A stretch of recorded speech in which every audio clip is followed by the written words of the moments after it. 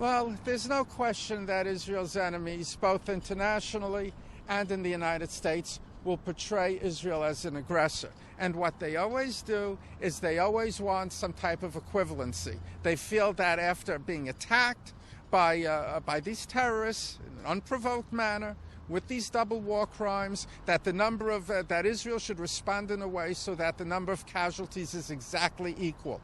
That's not possible because Hamas weaponry is located in population centers. And as I stated earlier, and more importantly, Israel's goal isn't to, unfortunately, kill the exact same number of enemy as they kill us. And frankly, Israel takes extraordinary, unprecedented measures not to kill civilians, whereas Hamas is targeting civilians. But the goal is, as I said earlier, it's to reestablish deterrence. Israel has to enact a toll on Hamas and unfortunately on that population so that they know that the price of this is not worth it, and that their leaders in Tehran, the mullahs who are calling the shots, also know that the cost of this is not worth it. Israel has to reestablish deterrence, and no matter what the international community says, this is a security imperative. So the propaganda and public relations fallout is secondary. First have to reestablish deterrence, and that'll create peace. And then, public relations team can kick in, and we'll have to deal with the aftermath. What should people think about the media depiction as slanted as Arab suffering and Israeli aggression? Well, we have a left-wing media, and this goes back all the way back to leftist antipathy towards Israel.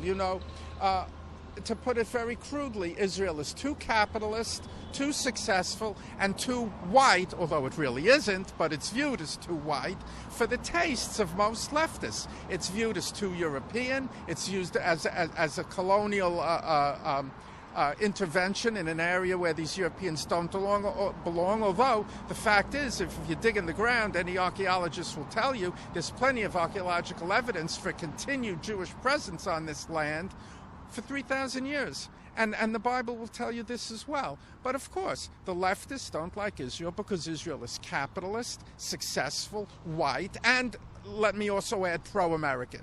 So of course, they're going to have an antipathy towards Israel, and that will reflect in everything they say about Israel.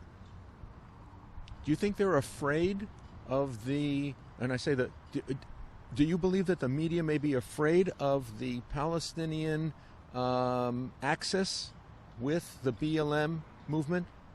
No, I don't think so. I think the media is just ideologically driven. I think the media is against Israel because that's the leftist narrative. Israel is too pro-American.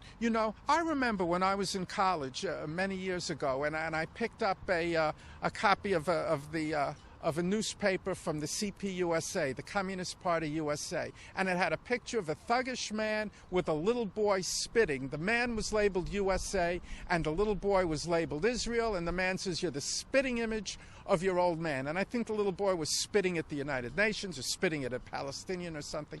And that hasn't changed. Soviet Union's gone, but that's the leftist view. And the Iranians, they use religious terms. The United States is the great Satan, and Israel's the little Satan.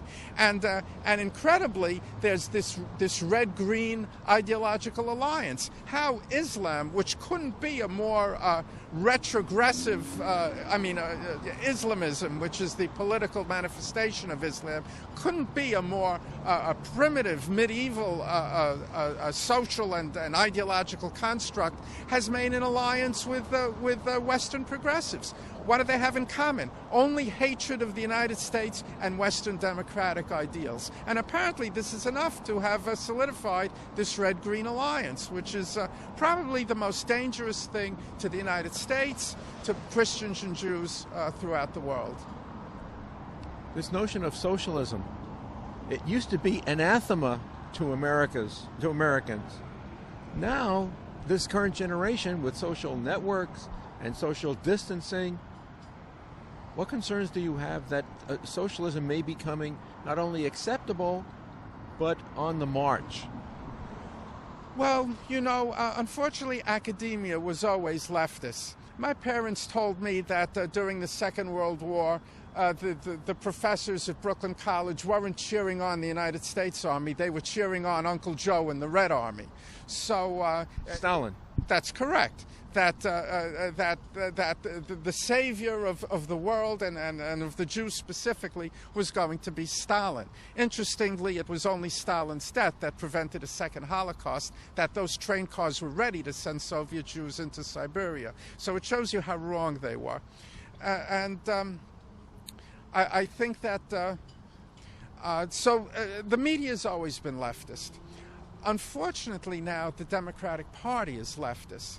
This is the big change. The Democratic Party has abandoned the core values of America: critical race theory, the terrible hatred of our founding fathers and our founding principles, as I stated: liberty, personal responsibility, the freedoms we have as Americans. Why do thoughtful, historically knowledgeable Americans wake up every day thanking the Lord that they're Americans? Because of the unique political tradition we have here and all the rights and liberties we have. And the Democratic Party has abandoned this. It wants to characterize us as all whites are oppressors, all blacks are victims, any minority has special rights over white Caucasians are all evil. This is not America.